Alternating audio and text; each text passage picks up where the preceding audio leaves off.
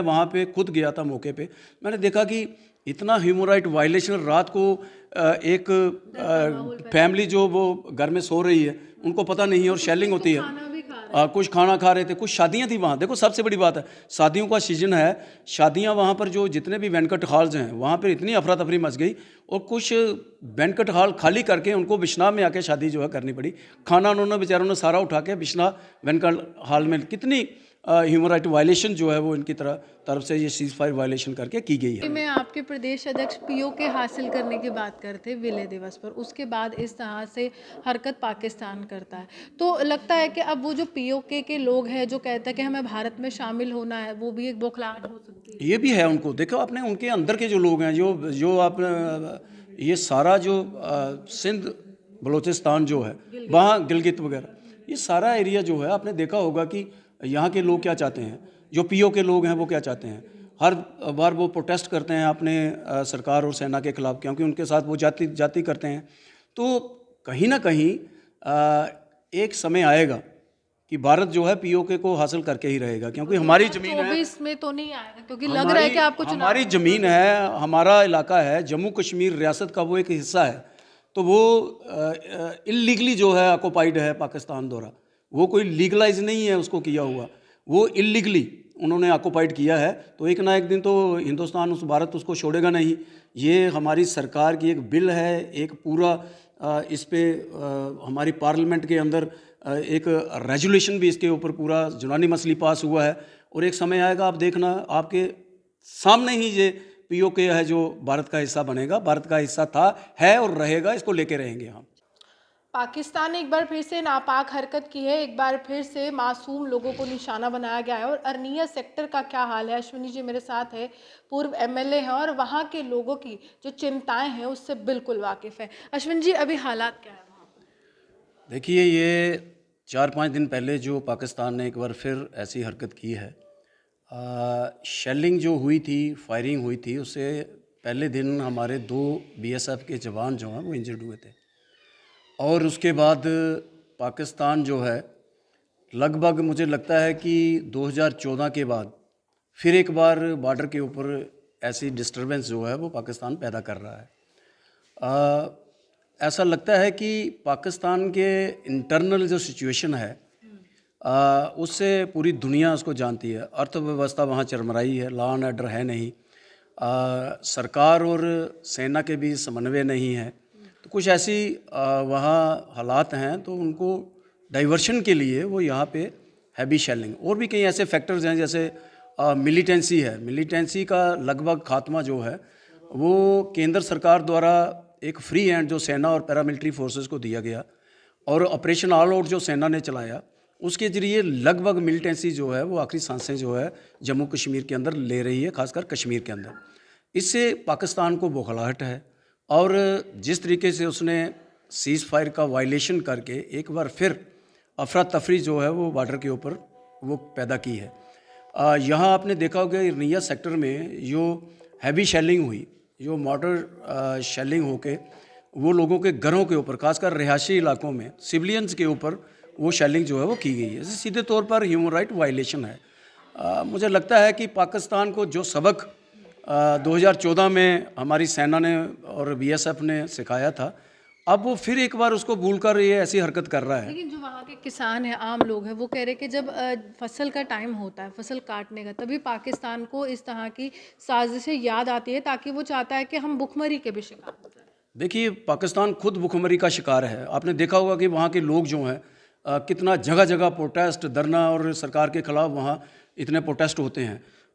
कीमतें वहाँ आसमान छू रही हैं, और इंटरनेशनल लेवल पर कोई उसकी मदद करने के लिए तैयार नहीं है, क्योंकि पाकिस्तान का एक मेन जो प्रोडक्शन वहाँ है वो है टेररिज्म, कि वो टेररिस्ट को पैदा करता है, और कोई भी ऐसा दुनिया में मुल्क नहीं है जो टेररिज्म को सपोर्ट करेगा।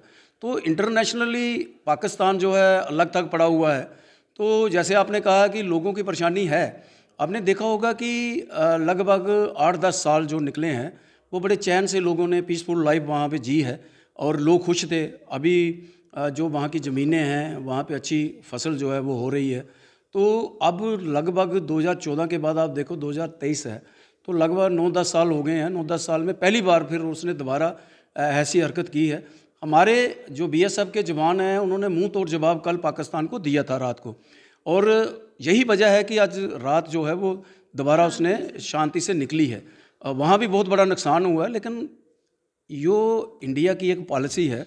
हमारी नीति जो है विस्तारवाद की नीति हमारी नहीं है। जो हमारे सरकार का ये कहना है कि इंडिया कभी भी पहल नहीं करता, कभी भी विस्तारवाद की नीति पे नहीं चलता, लेकिन जो हम पे, जो हमें तंग करेगा, जो हम पे अटैक करेगा, उसको जो हमारी सेना है वो मुंह तोड़ जवाब देगी। वो मुंह तोड़ जवाब सेना का दिया अगर जाएगा। मैं हालात बताऊं तो बंकर्स के क्या हालात है, किस तरह की व्यवस्था है? क्योंकि कल हमने भी कुछ इलाकों में देखा कि वहां पर बहुत बुरी हालत है, कीड़े मकोड़े हैं, सांप निकल आते हैं, साफ सफाई नहीं, बिजली नहीं है।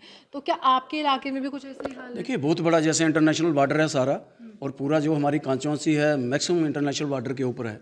बहुत सारे गांव जो हैं वो जीरो लाइन के ऊपर हैं। जब पिछली सरकार में मोदी जी प्रधानमंत्री थे और राजनाथ सिंह जी गृह मंत्री थे, उस वक्त हम लोगों ने डिमांड की थी, जब वो यहाँ आरएसपुरा में आए तो हमने उनसे कहा था कि कम से कम लोगों की सेफ्टी के लिए यहाँ सुरक्षित जगह जो है वो उनको दी जाए। पहले तो हम करते थे कि कहीं ना कहीं उनको अल्टरनेट जो है जगह वो दी जाए। तो उन्होंने ये किया था कि भाई ये लोग जहाँ ही डटे रहें, क्योंकि ये हमारे बिना वर्दी के जो हैं वो हमारे सिपाही हैं जो बॉर्डर के ऊपर लोग रहते हैं। तो वहाँ पे कम्युनिटी बंकर्स भी बने और इंडिविजुअल बंकर्स भी बनाए गए। कुछ बंकर जो हैं कोई ऐसी जगह देकर वहाँ पर बड़े बंकर्स बनाए गए जहाँ गांव के ज़्यादा से ज़्यादा लोग उसमें शरण ले सकें, और कुछ बंकर जो हैं वो इंडिविजुअल लोगों के घरों में बनाए गए। अब जो बंकर्स घरों में बने हैं उसकी सेफ्टी, उसकी रख रखाव जो है वो वहाँ की जो फैमिलीज हैं, जो वहाँ के लोग हैं, ये उनको भी देखना है कि क्या कभी ऐसी स्थिति, क्योंकि पाकिस्तान पे आप भरोसा नहीं कर सकते। 10 साल निकल गए, लेकिन 10 साल के बाद फिर वही उन्होंने काम जो किया था। पाकिस्तान समझौता कर देता है कि हम सीज फायर वायलेशन नहीं करता है, तो ऐसी क्या नौबत आ जाती है कि उसी समझौते को तोड़ देता है और यूनाइटेड नेशन में रोना शुरू कर देता है? देखिए, ये उसकी पुरानी एक आपने देखा होगा कि एक पुरानी उसकी पॉलिसी है, फितरत है, कुछ भी कह लो, कि वो ऐसे ही करते हैं, खुद वहाँ से शेलिंग करते हैं, फायरिंग करते हैं। अब रिटेलिएट तो जिसके ऊपर, अगर इंडिया के ऊपर वो ऐसा हरकतें करेगा जहाँ हमारे लोगों को तंग करेगा, हमारे फ़ौज को तंग करेगा, हमारे पैरामिलिट्री फोर्सेस बीएसएफ के जवान हैं उनको अगर जख्मी करेगा, तो वो ऐसे थोड़े बैठने देंगे उन लोगों को। कल आपने देखा कि किस तरीके से वो वहाँ बॉर्डर से वो उनके जो रेंजर्स थे वहाँ से भागे। जब यहाँ से रिटेलिएशन हुआ, यहाँ से जब इन्होंने पूरा उसको जवाब दिया, मुंह तोड़ जवाब दिया, तो वो लोग जहाँ से भागे। कल मैं वहाँ पे खुद गया था मौके पे, मैंने देखा कि इतना ह्यूमन राइट वायलेशन, रात को एक फैमिली जो वो घर में सो रही है उनको पता नहीं है और शेलिंग होती है। कुछ खाना खा रहे थे, कुछ शादियां थी वहाँ। देखो, सबसे बड़ी बात है, शादियों का सीजन है, शादियां वहाँ पर जो जितने भी बैंक्वेट हॉल्स हैं वहाँ पर इतनी अफरा तफरी मच गई, और कुछ बैंक्वेट हॉल खाली करके उनको बिश्नाह में आके शादी जो है करनी पड़ी। खाना उन्होंने बेचारों ने सारा उठा के बिश्नाह बैंक्वेट हॉल में, कितनी ह्यूमन राइट वायलेशन जो है वो इनकी तरफ से ये सीज फायर वायलेशन करके की गई है। तो मुझे लगता है कि यूनाइटेड नेशन में जाकर वो अलग वहाँ पर वो रोते हैं।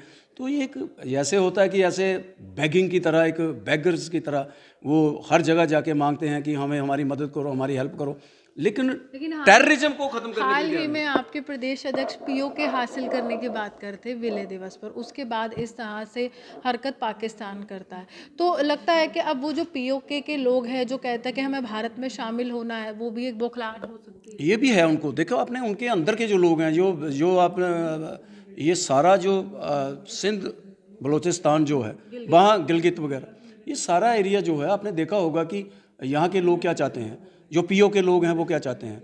हर बार वो प्रोटेस्ट करते हैं अपने सरकार और सेना के खिलाफ, क्योंकि उनके साथ वो जाति करते हैं।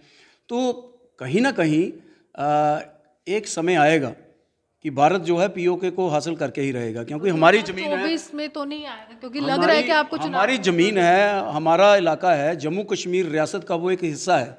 तो वो इलीगली जो है ऑक्युपाइड है पाकिस्तान द्वारा, वो कोई लीगलाइज नहीं है उसको किया हुआ, वो इलीगली उन्होंने ऑक्युपाइड किया है। तो एक ना एक दिन तो हिंदुस्तान, भारत उसको छोड़ेगा नहीं। ये हमारी सरकार की एक बिल है, एक पूरा इस पे हमारी पार्लियामेंट के अंदर एक रेजोल्यूशन भी इसके ऊपर पूरा यूनानी मसली पास हुआ है। और एक समय आएगा, आप देखना, आपके सामने ही ये पीओके है जो भारत का हिस्सा बनेगा, भारत का हिस्सा था, है और रहेगा, इसको लेके रहेंगे हम। चलिए शुक्रिया। साफ तौर पर भारत की रणनीति यही है या भारत सरकार की यही है कि हम पहले किसी को छेड़ेंगे नहीं और अगर आपने छेड़ दिया तो हम आपको छोड़ेंगे नहीं। आप यूं ही हमारे से बने देखते हुए